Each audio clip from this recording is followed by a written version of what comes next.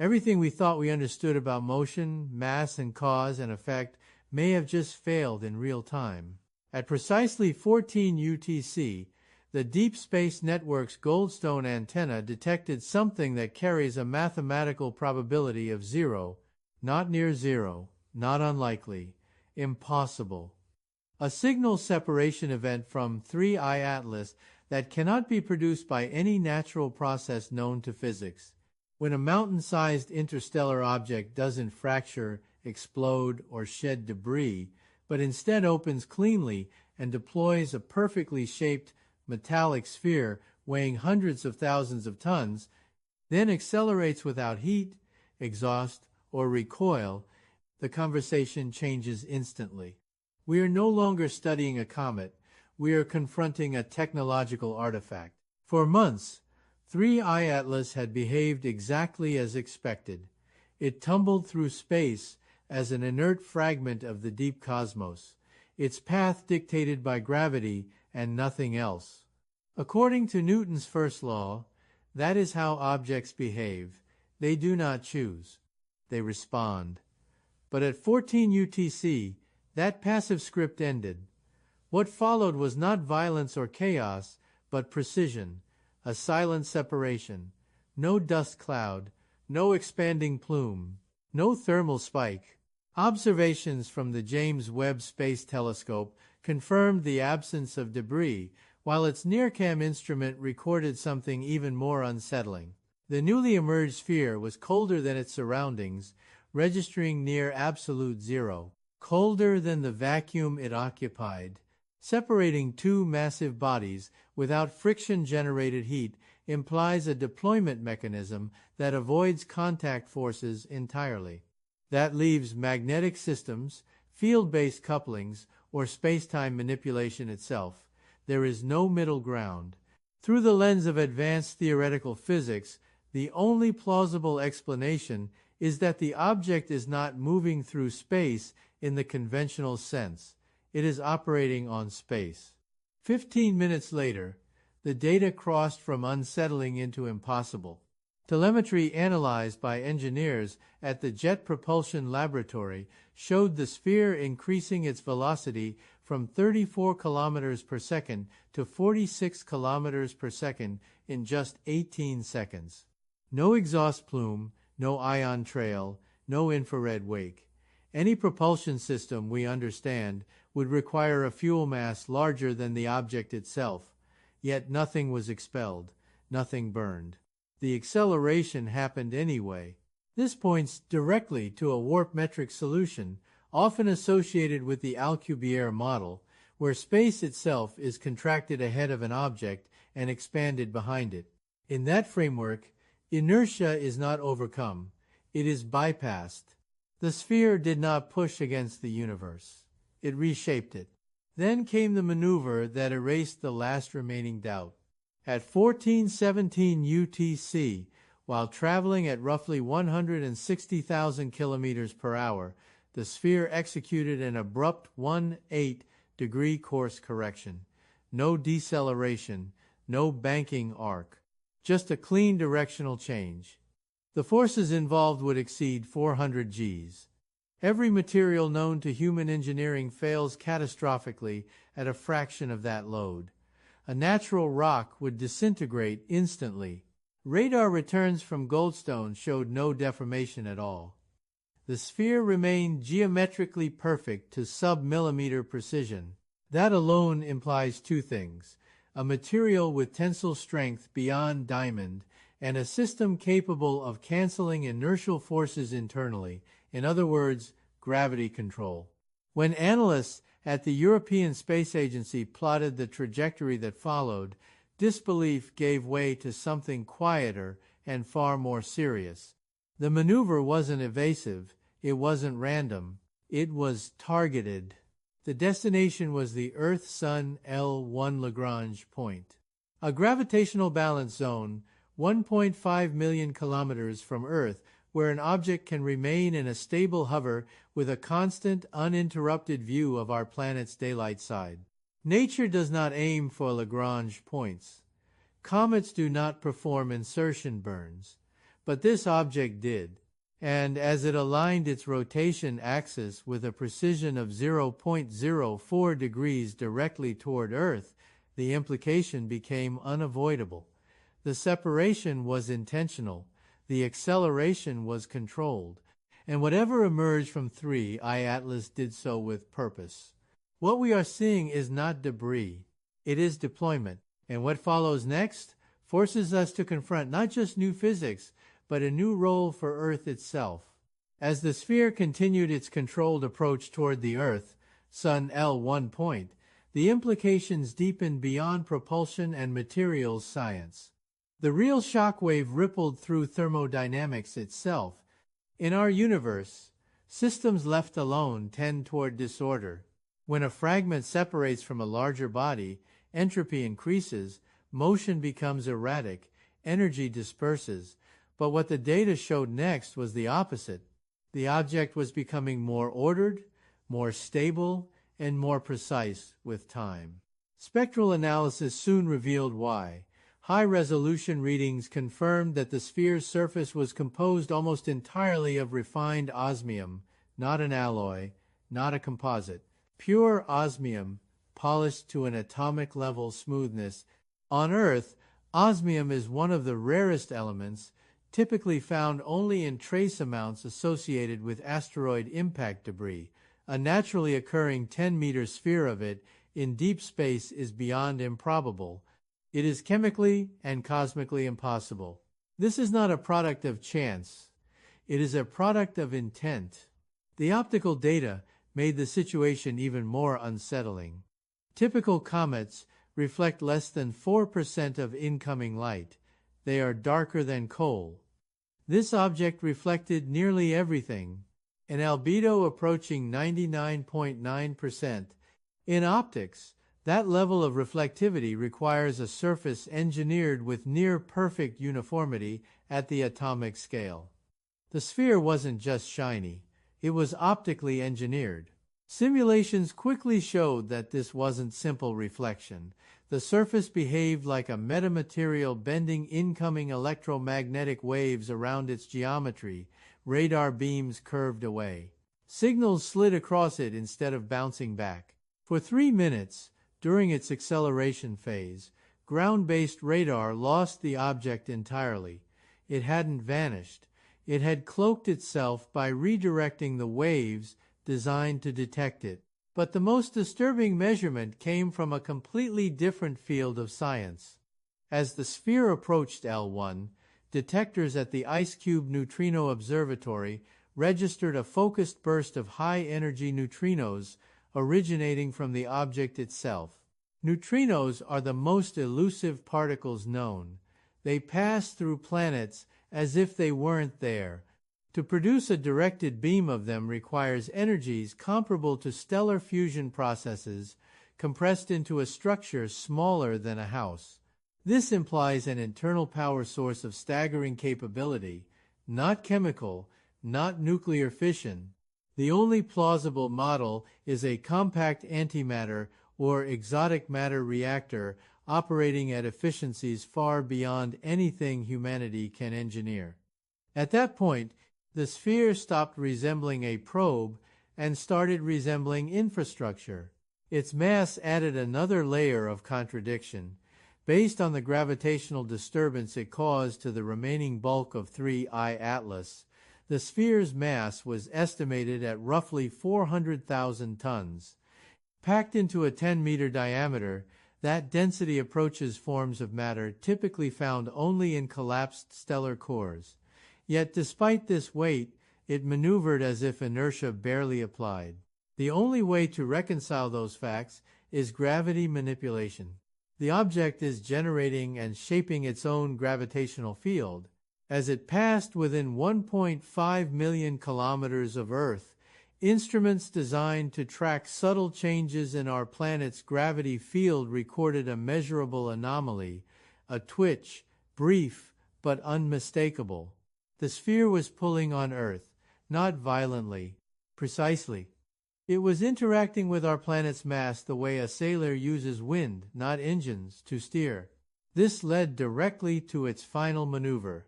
Instead of braking with thrust, the object used the geometry of the L1 point itself.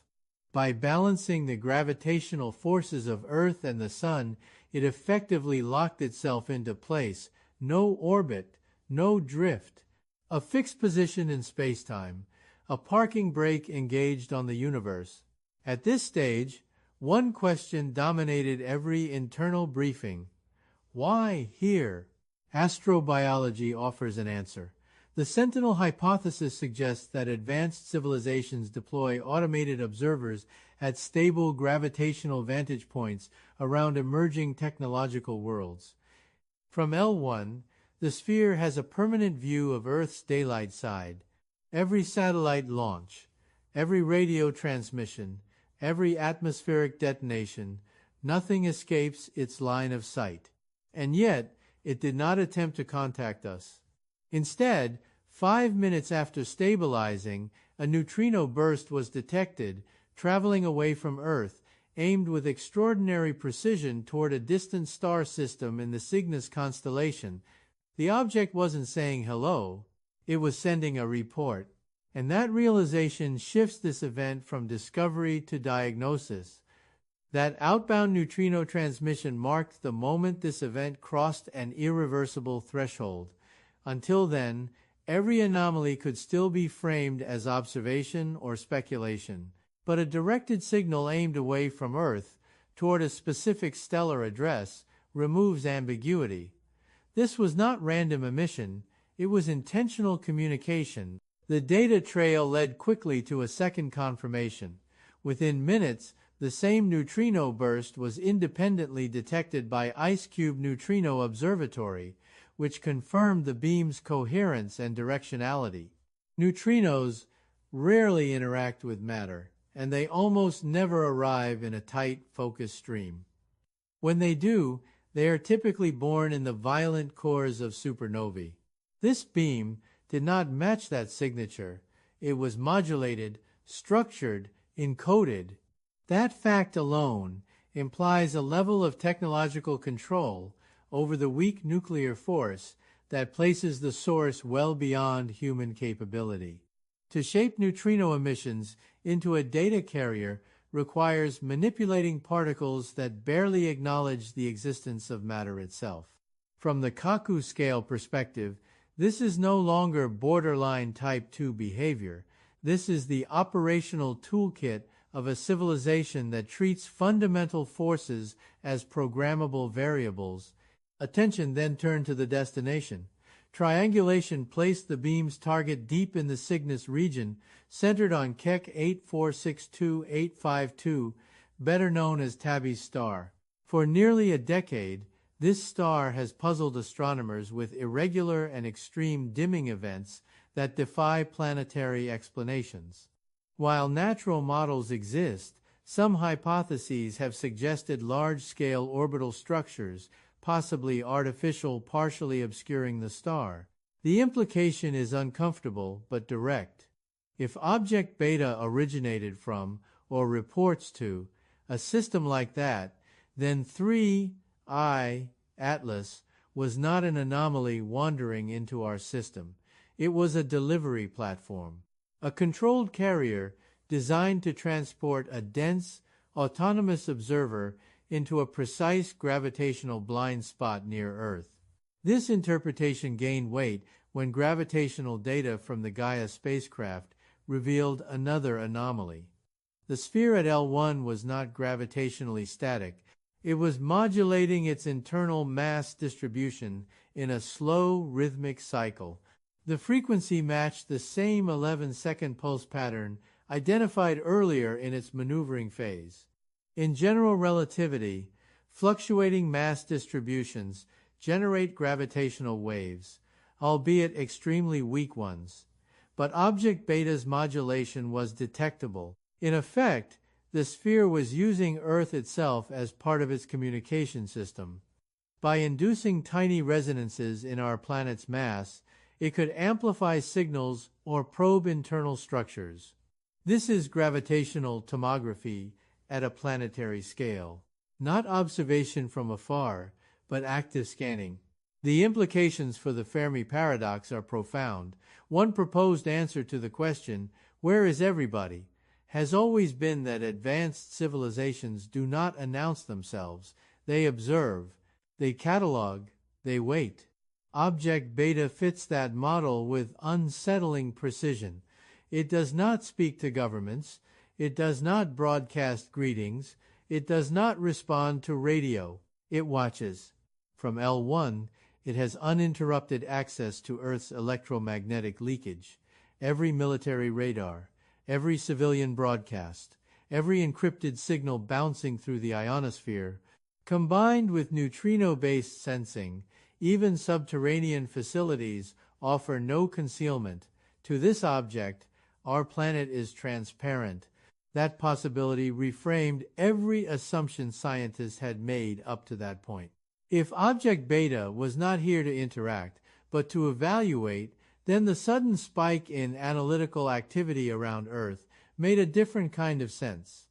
The sentinel was not preparing to act. It was finishing its assessment. The next clue emerged from an unexpected source. Global timing anomalies began appearing across atomic clock networks. These clocks, distributed across continents and synchronized to nanosecond precision, registered brief but repeatable desynchronizations. Individually, the deviations were insignificant. Collectively, they traced a pattern that aligned precisely with the L1 position.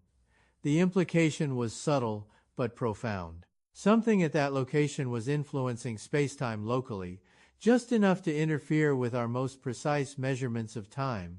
In the verified science of relativistic physics, time dilation occurs in strong gravitational fields or at extreme velocities. Neither condition should exist at L1. Yet the data suggested that object beta was periodically inducing microscale curvature in spacetime itself. This was not propulsion, it was calibration. The sphere appeared to be mapping how Earth's gravity, rotation, and electromagnetic environment interact as a unified system. At the same time, atmospheric scientists noticed a second anomaly. The ionosphere, Earth's electrically charged upper atmosphere, began exhibiting standing wave patterns that did not correspond to solar activity. These waves were stable, repeating, and global. Their source direction again pointed back to L1. The object was coupling with the planet's natural electromagnetic shell, effectively turning Earth into part of a resonant circuit. This explains why traditional communication attempts failed. Radio signals sent toward the sphere reflected back unchanged, as if hitting a perfectly tuned mirror. Laser ranging attempts returned distorted results, with photons arriving earlier than expected, a signature consistent with localized spacetime compression. Object beta was not blocking our signals. It was ignoring them, while simultaneously listening in channels we barely understand. The scope of the surveillance became clearer when seismic data entered the picture. Deep Earth sensors, designed to monitor tectonic stress, recorded faint oscillations originating not from fault lines but from the mantle itself. These oscillations matched the same 11-second rhythm seen in the object's gravitational modulation. The conclusion was unavoidable. The sphere was probing the planet from the inside out. This was not curiosity.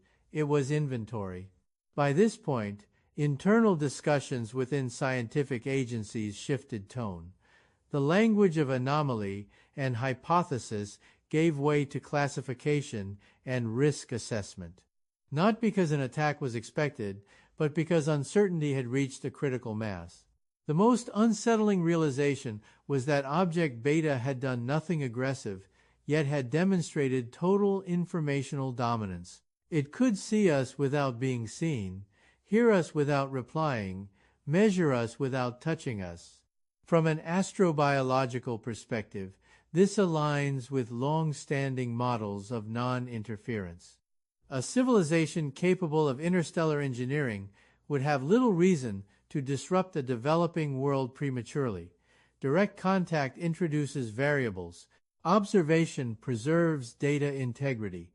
Object beta's behavior fits the logic of a system designed to watch until a predefined condition is met.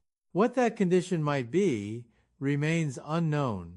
Some researchers point to energy thresholds, such as sustained fusion or large-scale space-based industry. Others note socio-technical markers, including global coordination or artificial intelligence autonomy. What matters is that the sentinel is not reacting to who we are, but to what we are becoming. The psychological impact of this realization cannot be overstated. Humanity has long searched the sky for signs of others, assuming that discovery would come as a signal, a landing, or a message. Instead, what we found was a mirror placed silently in orbit, reflecting our activities back to an unseen audience. As the days passed, the sphere remained motionless, its polished surface still reflecting nearly all incoming radiation. No new maneuvers were detected. No additional transmissions were observed. From a human perspective, nothing was happening. From a cosmic one, the assessment phase appeared complete. And that leads to the most difficult question of all. If this was only the observer, what comes after the observation ends? That question began to dominate every closed-door briefing, because history offers no examples of a survey that ends without a decision. In planetary science, observation precedes classification. Classification precedes action. Whatever intelligence deployed, Object Beta had already invested extraordinary resources to place it here, which means this system was never meant to remain passive indefinitely. The next development confirmed that the Sentinel's role was evolving. Astronomers monitoring near-Earth space detected a subtle but unmistakable change in the local gravitational topology around the L1 point. This was not a thrust event. There was no acceleration, no displacement. Instead, simulations showed that the gravitational potential itself was being reshaped, as if the object were tightening its grip on that region of spacetime. In classical mechanics, L1 is metastable. Objects placed there require constant correction to remain aligned. Yet Object Beta did not drift. It became more stable over time. This suggests active gravitational anchoring, a process that effectively converts a naturally unstable equilibrium into a permanent fixture. In practical terms, the sphere was no longer merely parked at L1. It was reinforcing L1. This has consequences. By stabilizing that point, the object subtly alters solar wind flow, magnetospheric dynamics, and radiation pressure around Earth. None of these effects are immediately dangerous, but they are measurable. More importantly, they demonstrate that the Sentinel is not limited to observation. It is capable of modifying system-level parameters with precision. Parallel to this, analysts revisited the initial deployment of the sphere from 3I Atlas. The timing now appeared deliberate in a way that was impossible to ignore.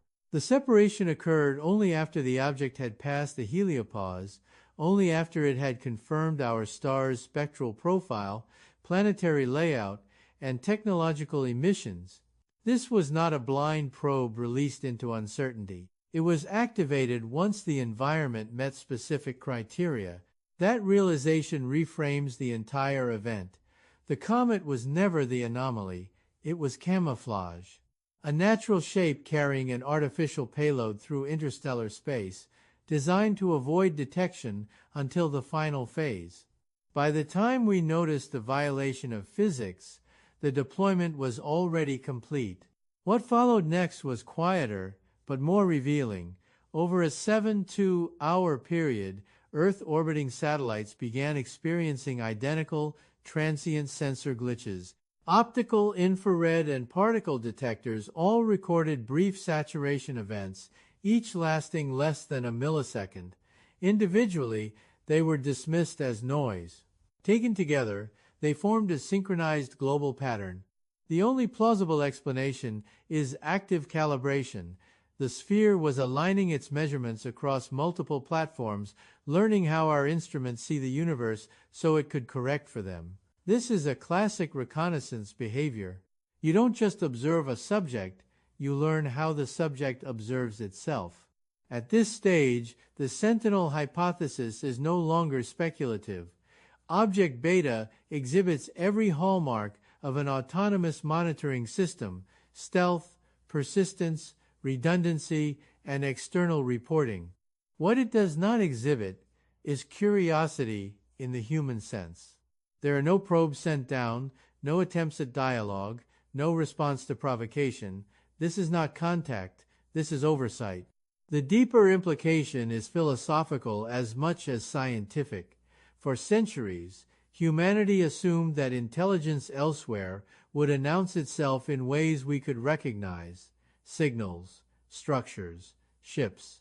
Instead, what arrived was something optimized to be ignored by a civilization that doesn't yet know how to look for it. If this is how advanced intelligence surveys emerging worlds, then the universe may be full of watchers we've already missed. And that brings us to the final, unavoidable tension. Observation implies evaluation. Evaluation implies criteria. Somewhere beyond our reach, data about Earth is being compiled, analyzed, and compared. We do not know the thresholds. We do not know the outcomes. All we know is that the sentinel has finished arriving. And in the final phase of this event, the only variable left is us. That realization forces a shift in perspective that is difficult to process because it removes humanity from the center of the narrative. Object beta is not reacting to our fears, our debates, or our attempts to understand it. It is responding to data. And from every indication we have, that data collection phase has reached a point of diminishing returns. The final confirmation came when the neutrino emissions ceased entirely. No fade-out, no tapering. One moment the detectors were registering structured, high-energy bursts, and the next, absolute silence. In particle physics, silence is not absence. It is completion. The system had gathered what it needed and shut down the channel. What remains at the Earth, Sun L1 point, is not an active transmitter, but a passive presence. A mass-stable, thermally invisible, electromagnetically reflective object that does not drift, does not decay, and does not interact unless it chooses to. It has become part of the architecture of our solar system. From a scientific standpoint, this is unprecedented. We now share orbital space with an artifact that did not evolve here, was not built by us, and does not obey the limitations that define our engineering. It challenges not just individual theories, but the assumption that our current physics represents the upper boundary of what is possible. From a cultural standpoint, the implications are even larger. For the first time in history, the question, "Are we alone?" has been replaced by a more unsettling one. How long have we been observed? The sentinel did not arrive with ceremony. It arrived with efficiency. That suggests this process has been repeated elsewhere, perhaps countless times. There is no evidence of hostility. There is also no evidence of protection. The sphere does not defend us from cosmic threats. It does not interfere with our conflicts. It does not guide our development. It watches, records, and waits. That neutrality may be the most sobering detail of all. If the sentinel hypothesis is correct, then civilizations are not contacted when they are curious, but when they are consequential. Observation begins when a species gains the ability to affect its environment beyond its home world. Humanity crossed that line quietly, over decades, without realizing it. The presence of object beta does not mean an invasion is coming. It does not mean salvation is near. It means something far more subtle and far more profound. It means that intelligence in the universe may operate on timescales and priorities so far removed from ours that communication is unnecessary until a decision is made. Until then, we continue as we are, launching satellites, broadcasting signals, altering our planet, all of it now part of a permanent record being held somewhere beyond our reach. The universe did not announce itself with thunder. It placed a mirror in orbit and waited to see what we would do next. And that may be the defining test. If this is an audit, then every choice we make from this moment forward matters more than we ever imagined. Not because we are being judged in any moral sense, but because we are finally visible in a system far larger than ourselves. The sentinel is not a threat. It is a reminder that the silence of space was never emptiness, that the laws of physics we cling to are not final, and that humanity has reached a stage where it can no longer assume it is unobserved. If you want to keep following this story as new data emerges, if you want deeper breakdowns of the science, the theories, and what this could mean for our future, make sure you subscribe, like this video, and share it with anyone who still believes we are alone out here.